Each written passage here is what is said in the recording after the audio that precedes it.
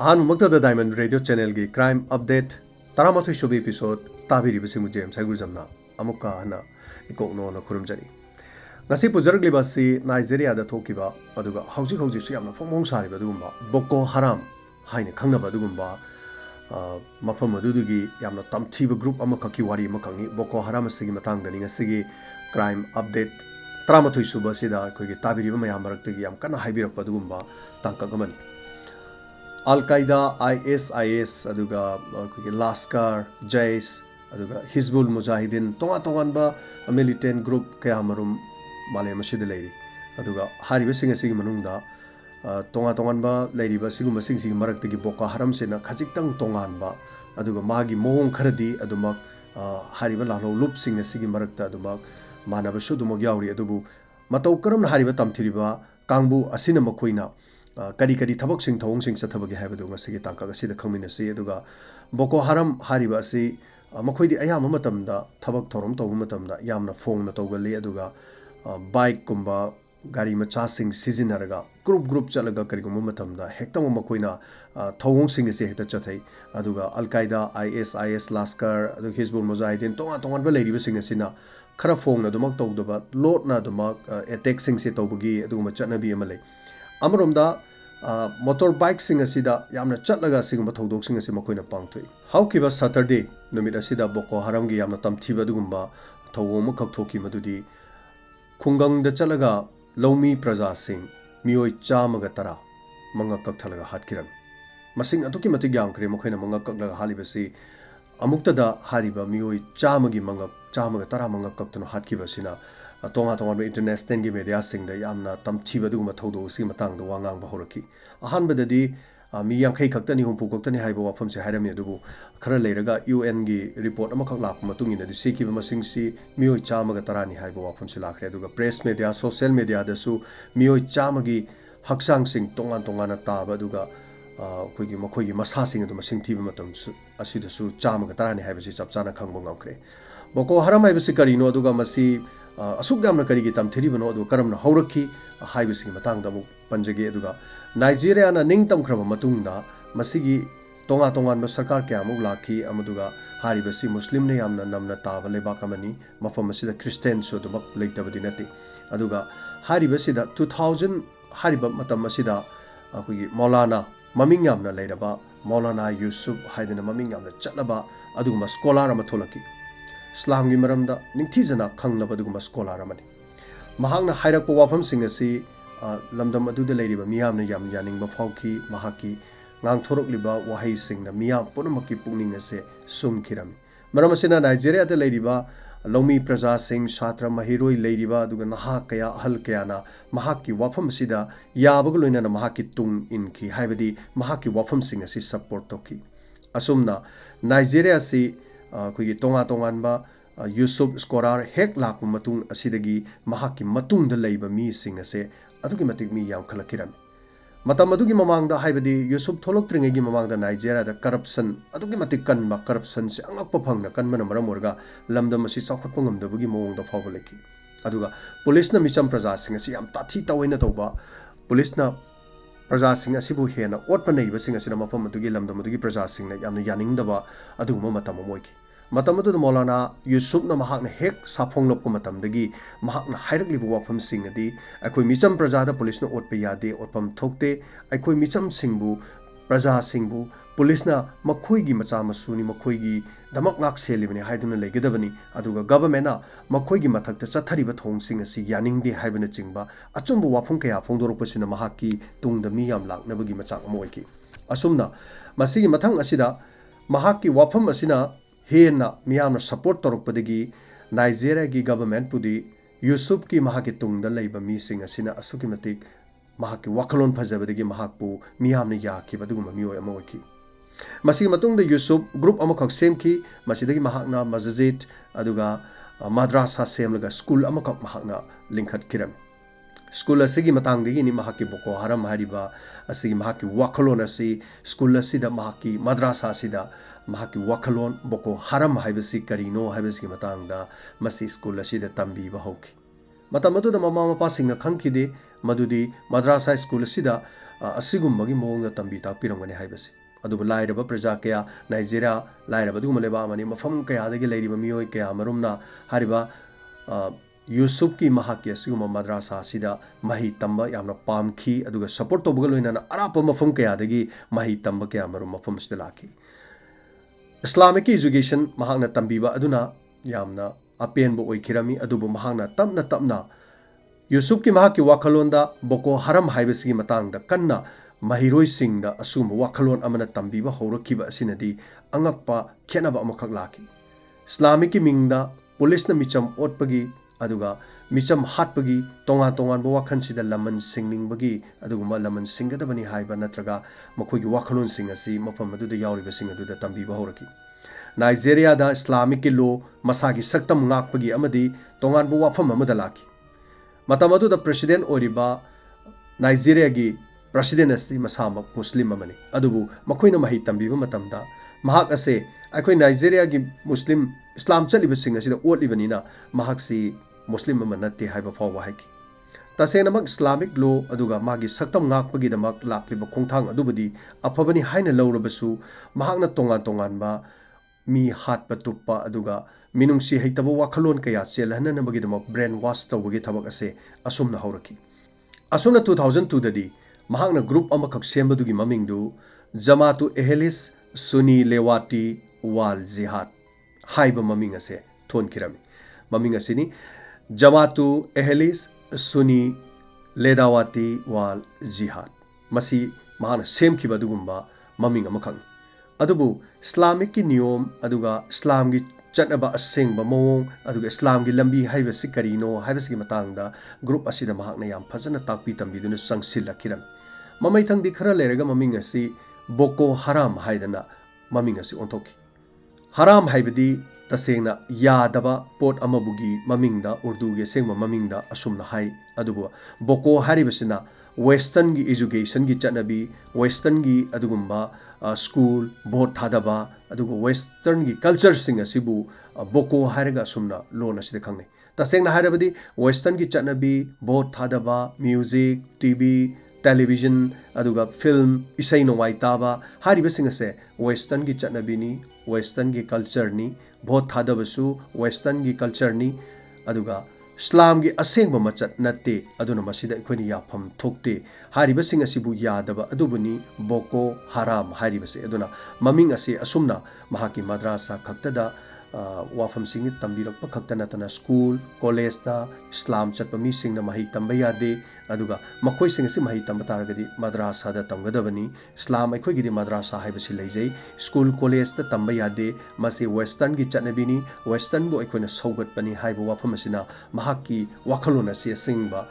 यूसुफ न मथंग मथंग असिगी चटनबीसि हौरखिरा मसी खक्ता नतना वेस्टर्न की चटनबीदा वेस्टर्न की फुरित खोंग्राउ सेटपा जीन सेटपा टी शर्ट अदुगा मसिगुम्बा कयामरुम अदुगा नुपी ओइरबदी नुपी की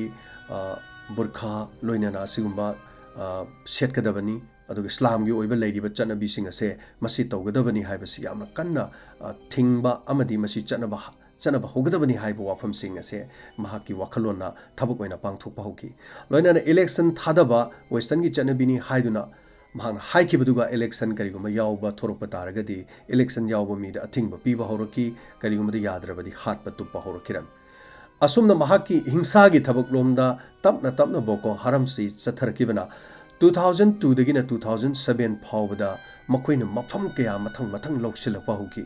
मखोइगी थवंगसिंग असे कीबदगी बोको हरम यानिंगद्रबसु यानिंगदना सपोर्ट तौबा ताकी करिगुमा सपोर्ट तौद्रबदी सीबगी चेराग फावबा पिरकी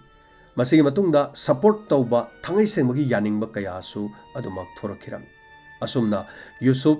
बोको हरम गे असुंबा लीडर अमा ओइना महाक हौरकी अदुबु असुमना महाकना हौरखरबा मतुंगदा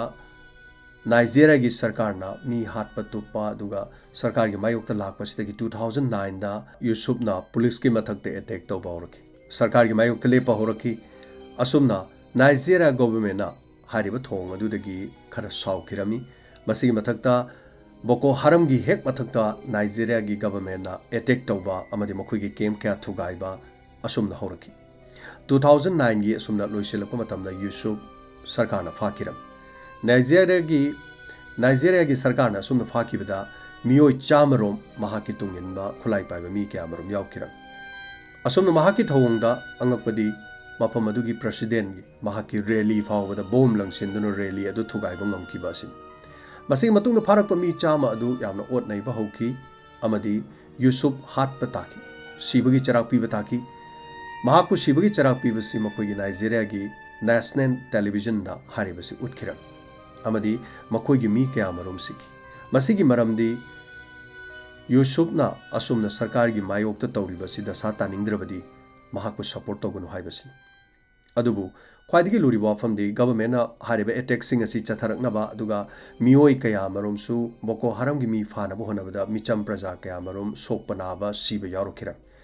मसिदगी बोको हरम बु मियामना सौगतलरोय मुटखरगनी हाइदुना सरकार सिना खंजरम वाखन अदु ओनतैनकी मियामना बोको हरम बु हेना सपोर्ट तौरखिरा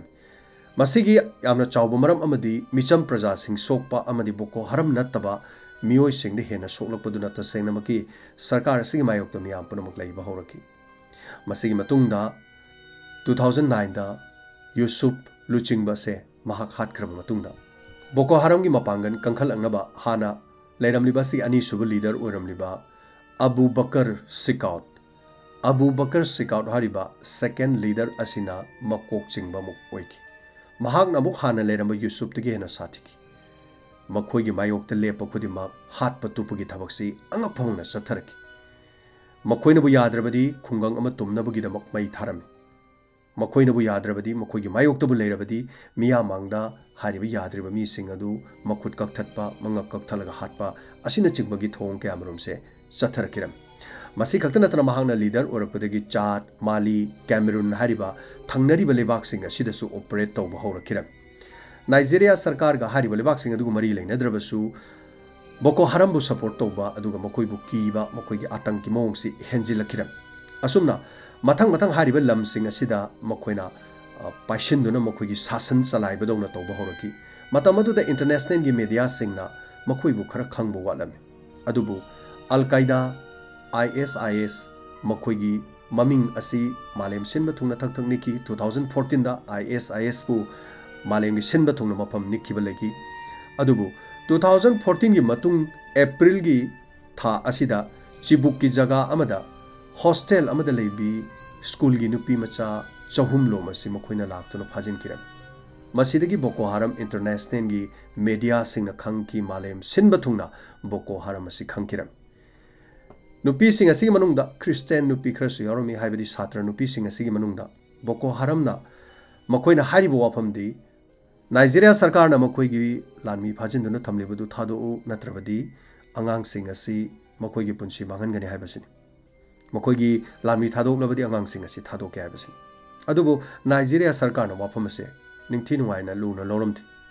अमरोमदा बोको हरमना हारिबा नुपी मसा लैसाबिसिंग असि जंगलदा पुसिनकिरम असुमना जंगलदा पुसिनखरबा मतुंगदा मखोइसिंग असि बोको हरमगी लैरिबा मखोइगी लानमीसिंग अदुना मखोइबु सेक्सुअल असॉल्ट तौकी मखोइबु इज्जत मांगनकी रेप चथकी मसी खक्त नतना मखोइना मफम अदुदा थंबा मतमदा नुमिदांग नान थोकननबगी होनबा नुपी मचा खरदी थांगना लेलगा मंगा ककलगा हाटपा नोंमैना कापलगा हाटपा सिना चिंगा तौकी यामना तमथिबो मोंगदा अदुगा ममा मपा सिंगना मचा सिंग अदुबु सरकारदा थादोकनबु सिनबियो हाइदुन अरापा मफम कयादगी mama Mopa lucky लोइनना Nigeria सरकारदा हाइजकी अदुबु करिगुंबा अमता तौबु ngamkide मसीगी मतुंगदा नुपी मचा खरदी हारिबा जंगल अदुदगी तुमिना नाथोक्तुना चेनखिबगी रिपोर्ट सु ममैथंगदा लाखी असुमना नुपी मचा कयामरुम फाजिनदुना थमलिबा असिदा खरा अमदी मखोइना थादोकी अदुबु ममैथंगदा चामगा तरा अमदी मखोइना थादोक्तना थमकी करिगिदमा मखोइगी लानमीसिंग अदुना हारिबा नुपी मचासिंग असि सिजिनननबगिदमा मसीगी मखा अमुक तारकपदा तोंगा तोंगा स्कूल सिंगदगी नुपी मचासिंग एटेक तौदुना फाकी नुपी मचा चामा अमसु अमुक हन्ना हारिबा स्कूल अदुदगी मखोइना फादुना पुरकी तसेंगबदी स्कूलदा वेस्टर्न कल्चरदा लारिक तमगनो हाइबन मदुगी मायोक्ता लेबगिदमक स्कूलदा एटेक चथदुना मखोइना हाइबे इनदे हाइबगिदमक नुपी मचासिंग असि मखोइना फारगा पुरक्तुना मखोइना सिजनब मसीगी ममैथंगदा नुपी मचासिंग मखोइना सिजनब याबा सिजनब मतुंगदा ममैथंगदा थादोकी अदुबु नुपी मचा अमदी यामना कन्ना मखोइना थादो हाइबे याखिदे मसीगी मरमदी नुपी मसासी क्रिस्टियनी अदुगा हाना मरक अदुदा थादोखिबसिंग असि मसाना इस्लाम धर्म चलंबो ओरबदी फरे करिगुम क्रिस्टियन यारुम तारगदी हारिबसे मसाना याना आई इस्लाम धर्म ओले हाइबसे वीडियो फाव नमग मीडिया सिंग थादोरकी अदुबु हारिब नुपी मसासिदी महा क्रिस्टियन अदुमक ओइजगी इस्लाम धर्म चलोय हाइदुना हाइकी मदुगिदमक अतै नुपी मसासिंग अदु मखोनि इज्जत मंगलगा सिजनबा याबा मतम सिजनर मतुंगदा थादोख्रो मतुंगदा नुपी मसासिदी थादोकिदी मतम मदुदा बराक ओबामाना यूएस की प्रेसिडेंट ओइबा मतमनी महाकी लोइनबिना बोको हरामदा हारिब नुपी मसा अदु थादोकपिखो हाइबो वाफम बाउबा हाइजबा लैखी असुमना मथंग मथंग मखोइगी इरांग असि यामना कनखलखी मिचम प्रजादा ओनसिनदुना ओटपा हौरकी करिगिदमक मिचम प्रजासिंग अदु मखोइगी मायोक्ता लei मखोइना हाइब इनदे हाइबगिदमक असुमना चही तरा असिदा मी लाख कुंदगिना कुन मंगा फावबा नाइजीरिया थादोगा अतोप मफमदा बोको हराम कीबदगी चेनकी अइन वारी लिजब मतमदा थौदोकसिंग असे टेंशन लिजरबन बोको हराम गी असिगुमलबा मखोइगी लिचतसिंग असि ngasi ngasi su YouTube ta adumak yengbiu Boko Haram गी अटैक अदुगा तोंगा तोंगानबा मसिगा मानबा English movie the Tears of the Sun असिगुमबगी मोंग मतौ चप मानना यामना तमथिन ओटपा अदुगुमबा वीडियो अदुगा डॉक्यूमेंटरी क्या मरुम सुले मरोइबदी असिगुमबा लिचत असिदगी कीबदगी युम होंखिदुना अमहना नाइजीरिया द ngasi फावबा लाक्तबा क्या मरुम यावरी मसी खक्ता नतना इस्लाम धर्म की सेंगलबा स्कॉलर क्या गुरु क्या मखोई फावबना बोको हराम न तौरिबा नियम असिदी इस्लाम की मायोक्तनी हाइदुना यानिंगदब फोंदोकनुबगिदमक धर्म की अदुम स्कॉलर असिगुमबा इस्लाम की लुचिंगबा कया फावबदा नोमैना कापतुना मंगा कक्तुना हातपा होरकी मसी खक्ता नतना मखोई की वाफमसिंग असि तोंगा तोंगानबा इंटरनेट सिजनबसु मखोइना अथिंगबा पिरमी मसिसु वेस्टर्न की कल्चर नि हाइदुना खरा लेरबा मतुंगदा ओसामा बिन लादेन सिखरबा मतुंगदा बागदादी थोरकी IS की लुचिंगबा मसिने सीरियादा महाकी इरांग हौरकी सीरियादा पांगन यामना कलकी मतमदुदा बोको हराम की मपांगल से खजिक्तंग महाकी हंथकिरम अदुबु बोको हराम की लेरिबा सिदा बागदादीदा मखोइबु मतेंग पांगनबा खुजु खुलाय अमदी लान की मतेंग पांगननबगिदमक हाइकी अमरोमदा नाइजीरिया की गवर्नमेंट करिगिदमक बोको हराम पानबा ngamdribano मसिगी मतंगदा खनबा याय मदुदी बोको हराम द लेरिबा खुजु खुलाय सिंग हौजिकी मतंगी चुनरबा अदुगुम्बा खुजु खुलाय ngakta यामोइकी अदुगा मखोइगी नाइजीरिया की गवर्नमेंट लेरिबा खुजु खुलाय सिंग असिदी तसेंगना हारबदा बोको हरामना मखोइगी लेरिबा लामी सिंग असिना पायु यादबा खुजु खुलाय यामोइकी मसिगी मतक्ता बागदादी की मिडियंग मखादा थबक चथरकी मतेंग पांगलकी सेल थुम अमदी मसी खक्ता नतना तोंगा तोंगा खुजु खुलाय क्या मरुम लान गेसकुमसे मतेंग पांगलकिरम असुमना बोको हराम असि बागदादी ने यानिंगलबसु 2018 ददी अनि थोलकी मरमदी हाना लेरिबा सौकट की महाकी मोंग खरा असि बागदादी ने यानिंगलमदे अदुबु बोको हराम की इस्लामिक स्टेट अदुगा इस्लामिक लॉ अदुगा मसिगुम्बा इस्लामिक की कल्चर हाइबु वाफम सिदा लाकपनिना मसिगी वाखलोन असि बागदादी की यानिंगलम अमरोमदा महांगना अनि थोकलिबा बोको हराम असिदा अमदी महांगना सपोर्ट तौरिबा सिना इहान हाना मसिगी स्कॉलर ओइकिबा यूसुफ हारिबसिना महाकना लिंखतकिबा बोको हराम 2009 दा सरकारना महाक हाटपदा टीवी चैनल सिंगदा मियामदा उठकिबा मदुगी मचा नुपा अल्बर्ट नबी हारिबा असिना बोको हराम गे दुगुमबा अनि सुब ग्रुप की लीडर मोइकी अमना सोकाट नोइकी सिकाउट अमना सिकाउट नोइकी अदुगा अमना अल्बर्ट नबी हाइबसिन नोइकी सो अल्बर्ट नबी हारिबसी यूसुफ की मचानुपान अमरोमदा अल्बर्ट नबी की ग्रुप असिदा बागदादी ने सपोर्ट तौबे हेलकी ग्रुप अनि असि अदुमक मपांगन कना लेकी अदुबु मखोय अनि की तोंगाना थोकचरबसु मखोय की थबक पांगथोकपगी नियम अदुदी चप मानरम मसी मतुंगदा सिकाउट हारिबा बोको हराम की असिगुम लीडर असि USA ना फाना नमगिदमक $7 million अदुगा इंडिया की पैसादना लुपा करोड़ चामरीगा कुन मधुगी रिवार्ड पीरगा महापु फाबा ngambada hingna amadi sina फाबा ngambagi award लाउथोकिबन अदुबु ngasi फावबो महाक फाबा अदुमक ngamdri अदुगा हौजि फावबो बोको हरामना हातखिबा प्रजा मसिंग असि लिसिंग कुल्लोमदी बोको हरामना हातख्रे अदुगा हंदक्ता हौखिबा सतरडे नुमितनी लौमी प्रजा 110 मंगक सम कक्तुना हातखि हौजिकसु हारिबा मफम असिदा नाइजेरिया की मफम असिदा सिगुम्बा बोको हरम की असिगुम्बा मपांगल से अदुकी मतिक कंदुना लई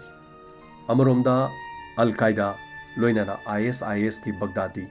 मखोई मपांगन खरक सोंथना लेख्रबसु हौजिक हौजिक मपांगन कन्ना अदुमक बोको हरम नाइजेरिया दा लई मसीना मरम ओरगा मफम अदुदा मखोइना हानिंगबा हाटपा मखोइना तौनिंगबा तौबदा कनागुम्बा अमतना थिकमा ngamdri नाइजेरिया खक्ता नतना मखोइना मपांगन से कनखलक तारगदी माले मसिगी मफम क्यादसु बोको हरमना मखोइगी लिचत असि असुमना सथरक तारदी मियाम पुनमंगना किनिंगाई दे मखोइनी अदुबु हौजिक फाउबगी मखोइना लेबाक अमदा अतोप लेबाक अमदा पंजकीबा लेबाक कैमरून चिंगबा चाट हारिबा मफमसिंग अदुदा मखोइना पानबा नतना अतोप मफमसिंगदि याम कन्ना पानबदि ngamdri अदुबु हारिबा नाइजेरिया असिददि यामना तमथिबा मोंगदा हौजिक हौजिक सुमी हातपा तुप्पा असि लेप्तरी सो मसीदगी हप्ता अमखकी वारिनी ममांगी सैटरडे दनी करिगिदमक्ता लौमी प्रजा सिंगबु मंगक कक्तुना अमुक्ता हातपा ngamलिबा मसिनी बोको हरम की मतंगदा डायमंड रेडियो ना पुजरकपा क्राइम अपडेट की 38 सुबह एपिसोडता बोको हरम करम हौखी करम मतमदगी लाखी लुचिंगबा कनानो अदुगा अनि थोगलिबसिदा कना कनाना पाइरी अदुगा मसिगी मतंगदा मकोइना सथगिबा नियमसिंग अदुगा नुपी मचा क्या इज्जत मांगनकिबा अदुगी चप चाबा मदुगी रिपोर्ट तुनि पिजरिबसी अदुगा मखा तारकपदा करिगुम्बा बोको हरम की थौंगसिंग असिना अखोइगी अकीबा थौंग क्या चथरकपा लेरगसु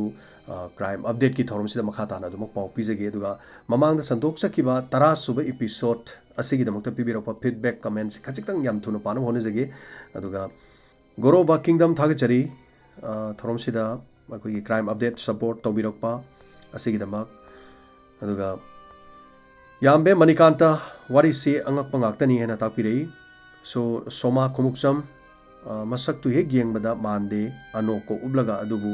akibani jabet iqbal na takpire angang chama hatkiba jabet iqbal duni so jabet iqbal pakistan gi serial killer harga youtube ta amuktang yang image ta changa gi yengbiu aduga pok ko hori toraga anoba ma upaga leiraga mahakna matam kuina dagi magi chaklakhiba mai chakama मंगोंदा मराल थंगजलग jail लेहन की बदुगी दमक लमन खुमलपगी वारी दुनिया दुगा थागचरी सोमा माइकेल कॉन्सम क्राइम अपडेट से ताब धानिंगा लेतेना पेंजै न तापिरै अदुगा थागचरी रोमेन खैराकपम इंस्पेक्टर तयाइदि स्कूल की मतंग खंगन बिरप यहन बिरप नुवाइजेन तापिरै तोम्बी अबुजम थागचरी कंगलेपाक म्यूजिक यामना अकीबा थौदोकनी ताबद की जेना तापिरै तामो थौबा वारी से ताबद थमोइसे तनिक फफाविना तापिरै आरके संध्या रानी जावेद इकबाल की जस्टिस पुलिस ना लाना तोक्सिन की बदुगी रिएक्शन ना नियना ताकपिरी थागचरी अदुगा PPW असवारी सिदी याम अंगपवारी नियना ताकपिरी जेली थागचरी चरण सिंह अदुगा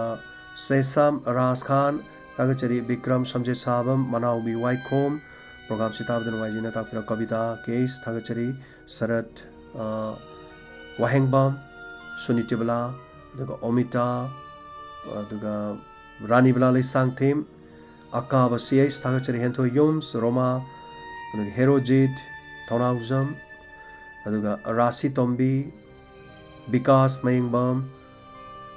आई लोइनमकी इजरकलिबसिंग असति पाजद्रे मरमदी मतमसी टेंसिलपग लोइनना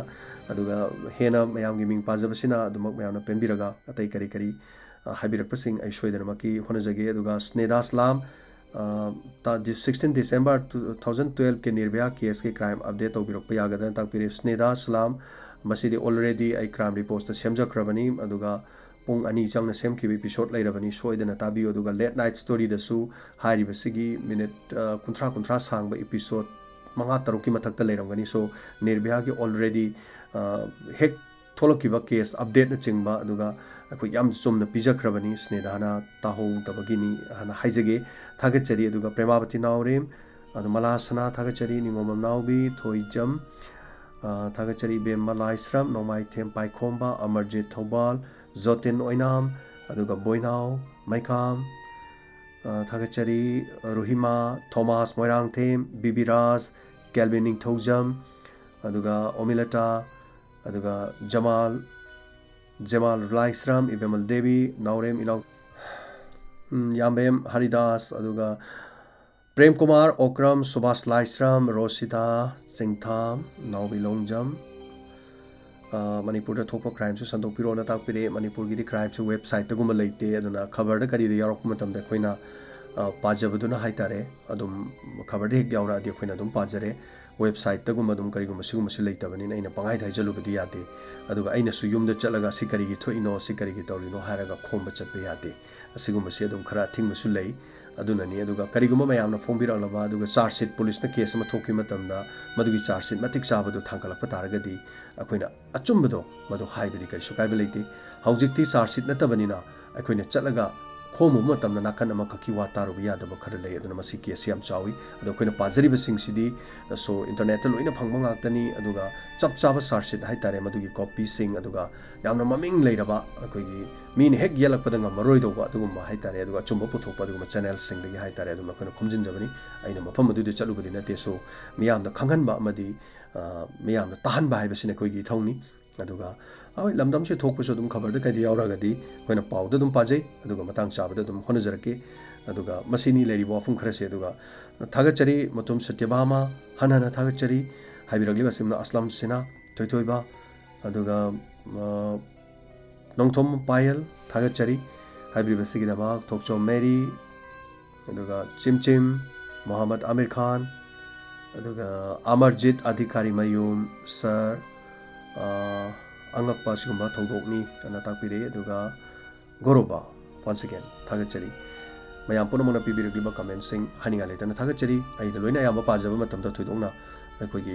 अयाम कीबा अदुगा सपोर्ट तौरप वारी असिबु नुंगा हेना ताकपिरप ngakta याम ओइबननि अदुगा मरमक्ता इन पाजरिसिना खतंग खेनबा कमेंट्सिंग दनि so thank you so much गसी दमक्तदि क्राइम अपडेट मतंग असलुसिनजरे तरागनि थोइसुबा क्राइम अपडेट की थोरमदा अमुक केस अमम पुदुना लाक्सगे मतम अदु फावबगी ताबिरिबसिमु जेम सगुरजमना इकोकनोना खुरमजरी।